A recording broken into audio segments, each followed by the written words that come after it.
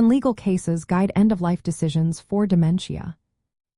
When it comes to making end-of-life decisions for individuals living with dementia, legal cases can indeed provide valuable guidance.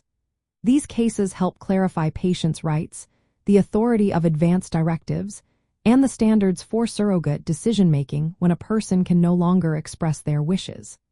However, the intersection of law and dementia care involves complex ethical and practical considerations.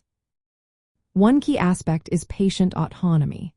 Legal precedents, such as the case of Bouvier v. Superior Court, have established that individuals have the right to refuse medical treatment, even if that decision may lead to death.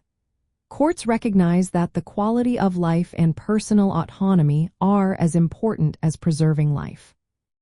This principle supports honoring advance directives or expressed wishes of dementia patients regarding life-sustaining treatments, provided those wishes are clear and applicable.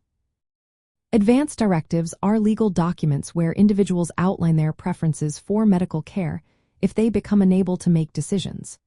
For those with dementia, who may progressively lose their ability to communicate their wishes, advance directives become crucial. However, there are legal challenges regarding how binding these documents are in dementia cases. Some argue that the moral and legal authority of advance directives should be upheld to protect dignity and autonomy. Others question whether the person who made the directive is still the same individual living with advanced dementia. Despite these debates, there is growing support for recognizing valid advance directives in dementia care. When dementia patients lack capacity and have no clear advance directives, courts may appoint surrogates to make decisions on their behalf. The case of conservatorship of Wendland set a high standard of proof for withholding life, sustaining treatment for incompetent but conscious patients. This emphasizes the need for clear evidence of the patient's wishes, guiding families and healthcare providers in making ethically sound decisions. Legal recognition of end-of-life options also plays a role. Some legal cases address options like palliative sedation, which is recognized in places like California as a legitimate practice to relieving suffering at the end of life. However, laws regarding medical aid in dying typically exclude patients who lack decisional capacity, which often includes those with advanced dementia.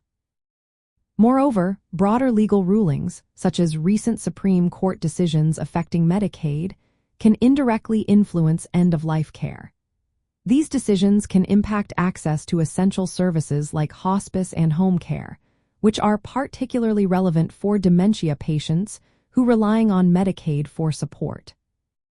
In summary, legal cases provide important guidance on respecting the autonomy and dignity of people with dementia in end-of-life decisions.